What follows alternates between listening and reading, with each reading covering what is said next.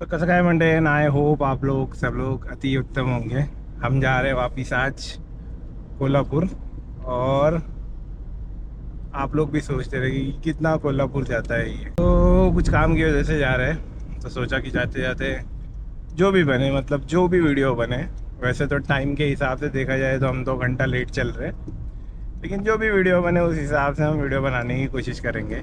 और I hope मेरे हिसाब से ये कटआउट सही आता रहेगा, आई होप, क्योंकि मैंने बहुत टाइम के बाद ये वाली एंगल लगाई है। और आज कोशिश करेंगे कुछ अच्छी वीडियो बनाने की। अच्छा, जो लोग ये रोड से ट्रैवल करते हैं, ये 80 इसके लिए लिखा हुआ है क्योंकि ये वाले सेक्शन के अंदर ये देखो 3 कैमरा दिख रहे हैं, तो ये स्पीड कैमरा है। बहुत सारे लोगों को यहाँ पे पता नहीं है, खारघर का जो ये स्काई वॉक जाता है ना, इसके बराबर वो सी सेक्शन या आई सेक्शन जो रहता है बीम, उसके अंदर वो कैमरा है। तो कभी भी ध्यान रखना। तो हमको निकलना था 12:30-1 बजे के आसपास। अभी ऑलमोस्ट 3 बज गए हैं और अभी भी मैं एक्सप्रेस हाईवे पे पहुंचा नहीं हूँ। एंड लेट्स सी कोल्हापुर पहुंचने में कितना टाइम जाता है। रोड का काम चल रहा है, उसकी वजह से थोड़ा सा ज़्यादा टाइम दिखाता है। टोटल 8 आवर्स दिखाता है रीच टाइम, बट एक टाइम ऐसा था कि 5.5 घंटे भी बहुत होते थे। और वो रोड भले ही फिर वापस नहीं बनेगी, फिर कुछ और काम निकालेंगे, फिर उसको तोड़ेंगे, फिर नहीं बनाएंगे, तो चलते ही रहेगा मेरे। इस क्या कर सकते हैं, डेवलपमेंट का नाम ही तोड़ फोड़ होती है। अभी फ़िलहाल हम फटाफट एक्सप्रेस हाईवे पे ज्वाइन हो जाते हैं, फिर वहाँ से आगे की वीडियो बनाते हैं, क्योंकि ये ट्रैफिक ऐसे ही चालू रहेगा तो इसको क्रॉस करने के लिए थोड़ा टाइम जाएगा। एक्सप्रेस हाईवे पे ना ये स्पीड कैमरा लग तो गए हैं, बहुत सारे लोग 100 किलोमीटर पर आवर के हिसाब से चलते हैं, लेकिन कब तक, जब तक ये पोल पास नहीं होते। जैसे ही ये पोल पास होते हैं ना, मैंने बहुत सारे लोगों को देखा है वो 100 क्रॉस करके 120 130 रीच कर लेते हैं, और जब तक अगला वाला सिल्वर पोल नहीं आता ना, तब तक उसको कंट्रोल नहीं करते। और ये स्पेसिफिकली मैंने देखा है, जो लोग लोनावाला उतरते हैं ना, वो लोग एकदम भयानक तरीके से इसको कंट्रोल करते हैं। बीच में एक सेक्शन में ना 60 किलोमीटर पर आवर है, और फिर उसके बाद वापस 100 है, तो उसमें बहुत सारे लोग कंट्रोल करते हैं। तो ये एक ना एकदम फनी पार्ट है ये स्पीड कैमरा का। और ये वाले कैमरा इतना हल्कट है ना, कि पहले वाले कैमरा में कैसे 2 फ्लैश आते थे तो आपको समझ में आता था कि आपका चालान कटा है। ये वाले इसमें नहीं समझ में आता, इधर आपको मैसेज आता है, या फिर अगर आप नहीं चेक करोगे सीधा कोर्ट की नोटिस आती है, उसमें लिखा हुआ रहता है कि भाई आपका ये चालान है, आपको कोर्ट में आना है। वो पुणे क्रॉस करते करते ना शाम हो गई। वैसे दिन बड़ा है इसके लिए ठीक है, नहीं तो अभी फ़िलहाल 6 बजे है, और 6 बजे भी अच्छा खासा उजाला है। नहीं तो मैं वही टेंशन में था कि क्या वीडियो बनाऊँगा, मैं ऑलरेडी इतना लेट निकला हूँ, और उसमें सबसे बड़ा टास्क रहता है पुणे क्रॉस करना। अभी फ़िलहाल हम पुणे क्रॉस करके दरी पुल के इधर कातरस का घाट अभी आएगा। और व्यू देखो भाई इस तरफ, हाँ क्या बात है। अभी भी अच्छी खासी लाइट है 6 बजे के हिसाब से, अगर आप देखोगे तो लाइट अच्छी खासी है अभी भी। तो कुछ टाइम और तक हम डेफिनेटली शूट कर सकते हैं। आज सोचा था पुणे क्रॉस करने के बाद थोड़ा सा रिलीफ रहेगा, लेकिन नहीं भाई, ये बाइकर, ये ट्रक वाले सब मिलके जान लेकर ही रहेंगे। तो फिलहाल अभी मेरे हिसाब से कातरस क्रॉस करके मेरे को 10-15 मिनट हुए हैं, और ये जो राम शाम चल रहे हैं इनकी वजह से हम रुके हुए हैं। लेफ़्ट से ओवरटेक करने की कोशिश करेंगे, लेकिन कोई ना कोई 2 व्हीलर वाला रहता ही है वहाँ पे, बट स्टिल हम उसको कवर कर लेंगे।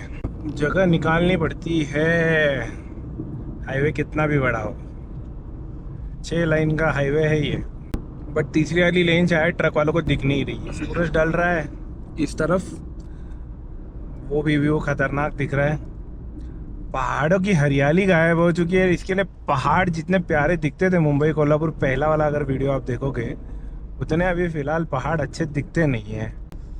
ये मस्त है, टेम्पो के पीछे सो के जा रहे हैं, फुल मज़े है भाई ज़िंदगी के।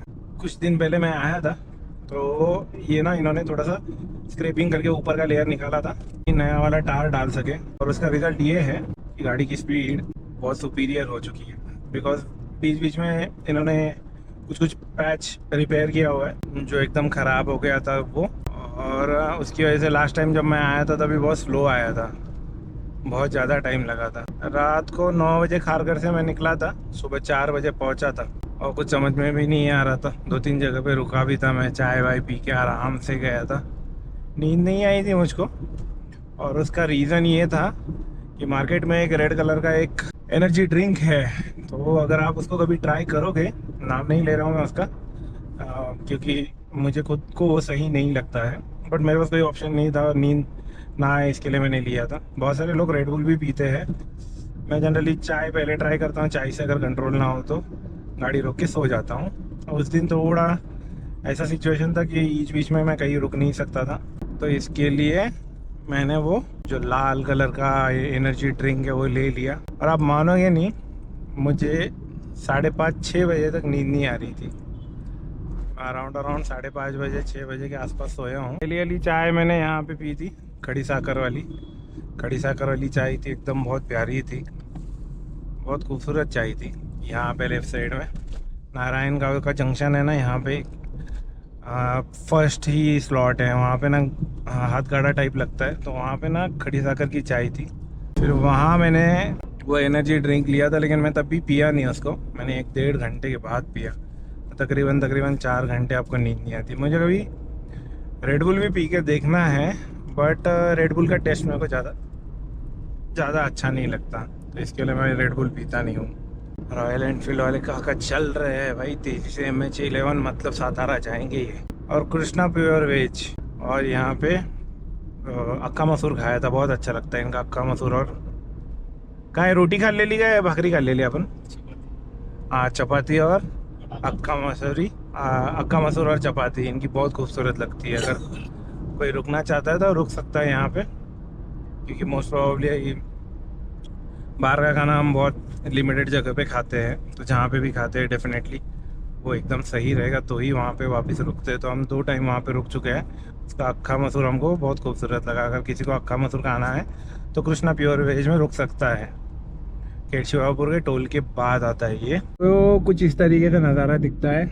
ये नीरा नदी है, जहाँ नीरा नदी आती है वहाँ पूना ख़त्म हो जाता है। तो यहाँ पे रुकेंगे थोड़ी देर और फिर निकलेंगे। इतने दिनों से जैसे नीरा नदी क्रॉस करते हैं तो ये वाला ब्रिज चालू नहीं था, ये ब्रिज एकदम अचानक से आ गया, तो मैं थोड़ा सा डर गया। मैंने बोला ये क्या है भाई, ये कुछ नया लग रहा है।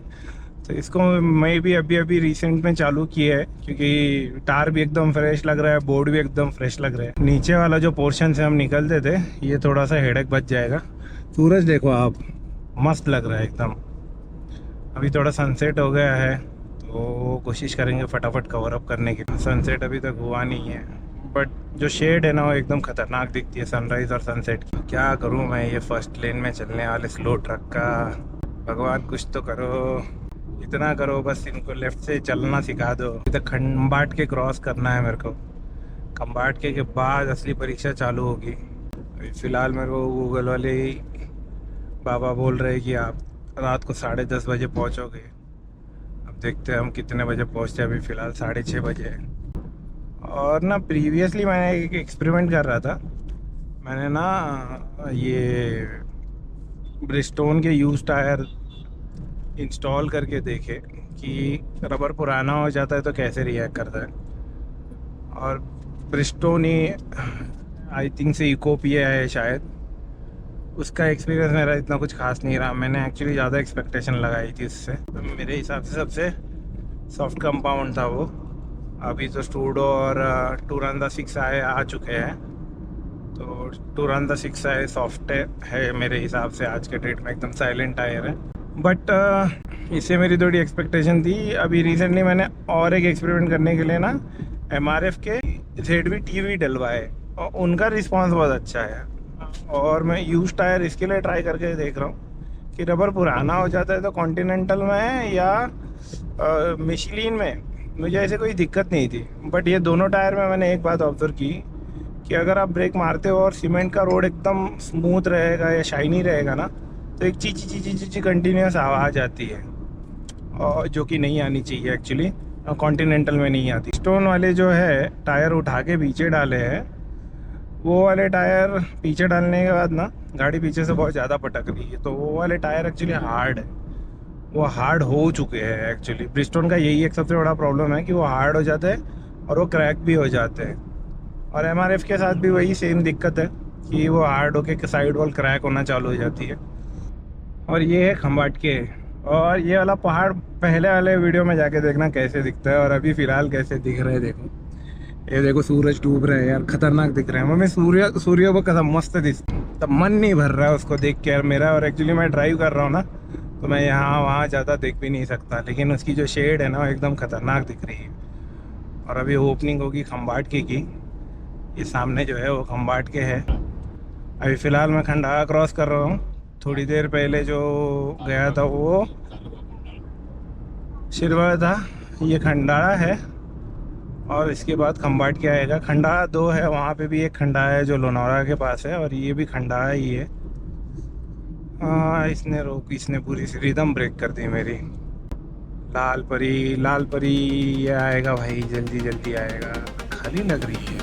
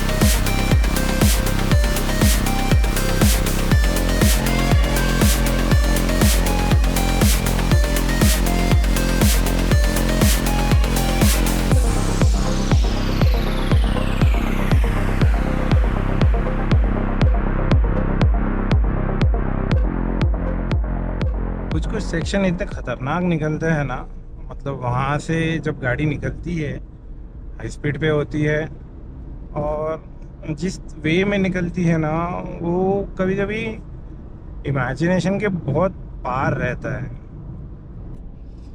अंगनेवाड़ी टोल से सातारा का ये जो पैच है, ये सातारा बाईपास है, ये इतना सुपीरियर क्लियर निकला ना। हाँ देखो, 2 ट्रक की स्टोरी ख़त्म नहीं हुई है यहाँ पे, ये वैसी की वैसी है। पिछले वाले वीडियो में भी यहीं पे 2 ट्रक की स्टोरी थी, वो अभी भी वैसी की वैसी ही है। बढ़िया बढ़िया है, क्या बात है भाई साहब। इतना तो दिन में भी नहीं दौड़ाई थी आज गाड़ी जितनी अभी दौड़ा रहा हूँ। रीज़न बीइंग लेट हो चुके हैं, ऑलरेडी 7:15 बज चुके हैं। और ज़्यादा स्पीड नहीं लिया है मैंने, तो ऐसे ज़्यादा हाई स्पीड नहीं, 100-110 के आसपास ही चल रहा हूँ। गाड़ी उतनी ही भगाओ जितनी कंट्रोल कर पाओ, जितनी आपकी दृष्टि की रेंज रहे, ठीक है। क्योंकि गाड़ी जब आप चलाते हो आपको दूर दृष्टि रखनी पड़ती है, लेकिन रात को थोड़ा सा आपका लिमिटेशन हो जाता है। ओ फिश है, फिश वाला ट्रक है ये। फिश वाले ट्रक के ना पीछे यहाँ पे देखोगे ना तो एक ड्रम होता है, तो ये पूरा जितना भी इसका पानी रहता है ना वो ड्रम में आके जमा होता है, फिर वो बाद में उसको थोड़ा थोड़ा करके रिलीज़ कर देते हैं।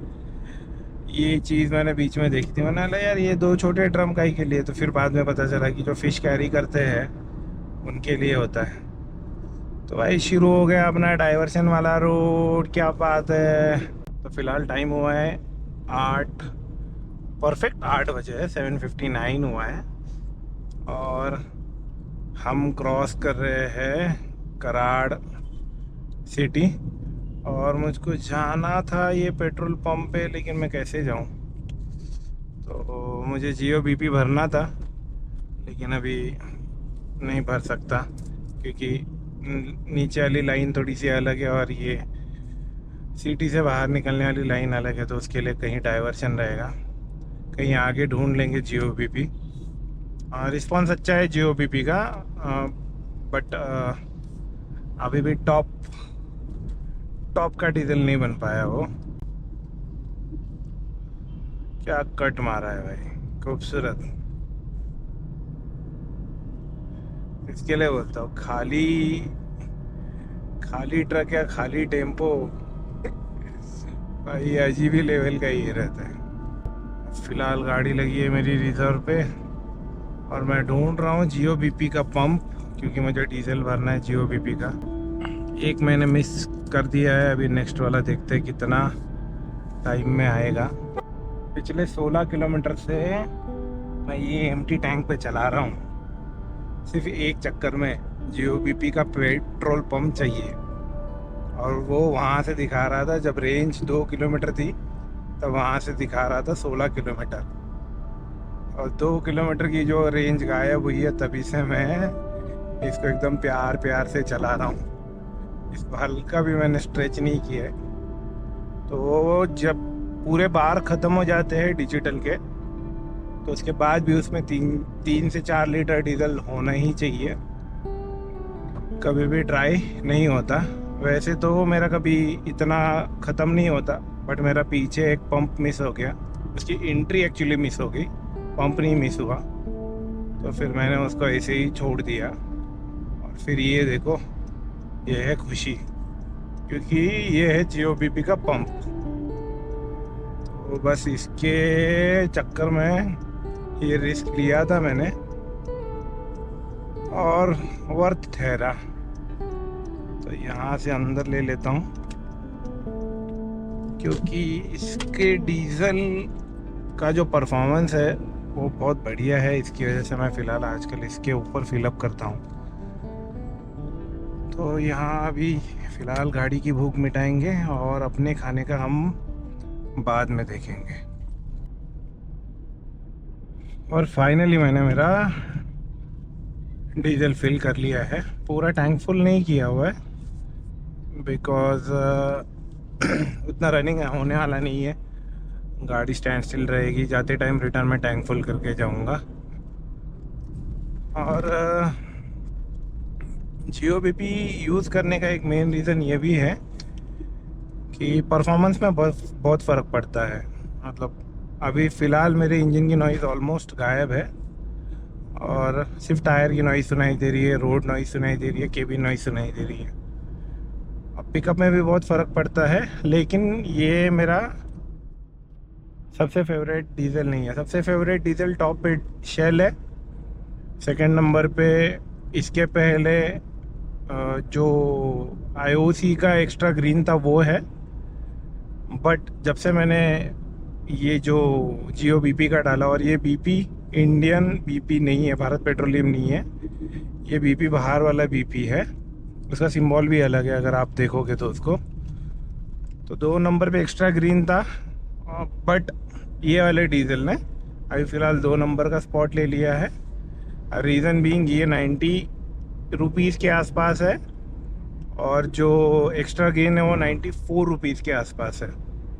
तो कॉस्ट वाइज देखा जाए तो ये ज़्यादा इफ़ेक्टिव है। इसमें पिकअप में डेफिनेटली फ़र्क समझ में आता है, पिकअप में, पुलिंग पावर में, टॉप एंड में बहुत ज़्यादा फ़र्क समझ में आता है ये वाले डीजल। और ये मेरे कुछ फेवरेट डीजल्स हैं। एक टाइम पे टर्बोजेट भी हुआ करता था, बट अभी फ़िलहाल मैं HP का डीजल डलवाता नहीं हूँ। और फिर बॉटम में 4 नंबर पे BP का डीजल बैठता है। पता नहीं, मैं भी पहले जैसा, मतलब मेरे को HP के ऊपर मतलब फील नहीं आता है। HP भी अच्छा ही, it depends, petrol pump to petrol pump depend करता है, बट मुझे उतना परफॉर्मेंस नहीं मिला। तो 4 नंबर पे भारत पेट्रोलियम, 3 नंबर पे एक्स्ट्रा ग्रीन आया है, सेकंड नंबर पे GOBP, और शेल टॉप पे रहने का रीज़न ये है कि शेल भी बेसिक कॉस्ट 90 रुपीज़ है, स्टिल वो परफॉर्म बहुत ख़तरनाक करता है। उसकी पुलिंग पावर डेडली है, डेडली, तो वो घसीटता है लिटरली। और ये भी डीजल अच्छा है, बट वो ज़्यादा रिफाइंड है, और ये फील कर सकता हूँ मैं। तो ये मेरी कुछ डीजल की लिस्ट है। आप बताओ आपका फेवरेट डीजल कौन सा है, कमेंट सेक्शन में। मुझे वो शेल का जो हाई ऑक्टेन वाला डीजल है ना, वो भी एक बार डाल के देखना है। टर्बोजेट डालता था मैं, टर्बोजेट मुझे अच्छा लगता है, ठीक है, लेकिन जब से एक्स्ट्रा ग्रीन आया है तो मैंने टर्बोजेट का हाथ छोड़ दिया है। और एक्स्ट्रा ग्रीन डालने में परफॉर्मेंस में बहुत फ़र्क आता है। मैंने किसी को रेकमेंड भी किया था, और एडिटिव के साथ उन्होंने डाला था। माइलेज में भी डिफरेंस आया, और पिकअप में तो एकदम ख़तरनाक लेवल का डिफरेंस आया। तो ये सब चीज़ें थोड़ी बहुत माइन्यूट सी होती है, लेकिन वो अंडरस्टैंड करने, स्पेसिफिकली 100+ क्रॉस करने के बाद बहुत सारी चीज़ें चेंज हो जाती है जब आप डीजल चेंज करते हो। तो पहले मैं भारत पेट्रोलियम डाला करता था, वही टॉप पे था। फिर मेरे भाई ने मेरे को बोला कि एक बार शेल डाल के देख। शेल डाला तो शेल से मोहब्बत हो गई। फिर एक जगह पे मैंने एक्स्ट्रा ग्रीन डाल के देखा। एक्स्ट्रा ग्रीन भी मुझे अच्छा लगा, लेकिन फिर कॉस्टिंग 3 रुपये से ज़्यादा है। और फिर अभी जियो भी किसी ने मुझे सजेस्ट किया, तो मैंने जियो भी डाल के देखा। तो जियो भी सुपीरियर है, सुपीरियर। और फाइनली फाइनली हम लोग कोल्हापुर में पहुंच गया। तो अभी फ़िलहाल बजे हैं 9, और हम लोग निकले थे अराउंड अराउंड कुछ 3 बजे के आसपास। और 1 घंटा हमने टोटल 4 बजे से 5 बजे तक 1 घंटा हमने टाइम पास किया था,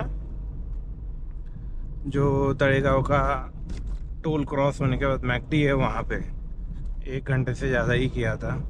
तो उस हिसाब से अगर आज देखा जाए तो 2:30-3 बजे निकलने के बावजूद भी आज का जो पेस था वो एकदम ख़तरनाक था। और बीच वाले पोर्शन में जहाँ मैंने कैमरा बंद किया था, आई वॉज अराउंड 110-100 कंटिन्यूसली, मतलब ट्रैफिक नहीं था। तो इसकी वजह से ज़्यादा शिफ्टिंग नहीं हुई। और पूना भी बहुत अच्छे से क्लियर हुआ। तो इसकी वजह से आज बहुत जल्दी आज हम हमारे डेस्टिनेशन पे पहुँचे हैं। तो आई होप आपको ये वाला जो वीडियो था वो अच्छा लगा रहेगा। आपके कुछ सजेशन रहेंगे या कुछ कमेंट्स रहेंगे, मतलब क्वेश्चंस रहेंगे, तो मुझे कमेंट